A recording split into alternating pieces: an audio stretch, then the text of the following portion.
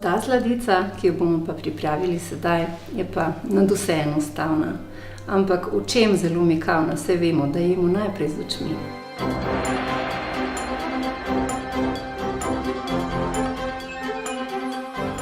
Natrgali bomo nekaj moških cvetov. Moških zato, ker je ženskih škoda, iz ženskih se bodo razvili plodovi. Moških je tudi neprimerno več, pa še lažje jih bomo nadevali, največkrat so malce večji. Cvetovi izredno lepo dehtijo, so pa zelo nežni in zato jih moramo porabiti kmalu potem, ko jih poberemo.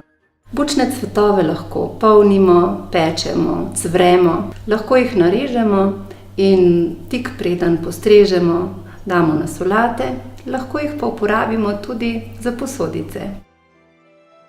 Cvetovom smo najprej odstranili pestič, saj greni, nato pa smo vanj nadevali jogurt, polno čašo smo prekrili z različnim jagodičem, kar imamo pač pri roki, in prelili z medom.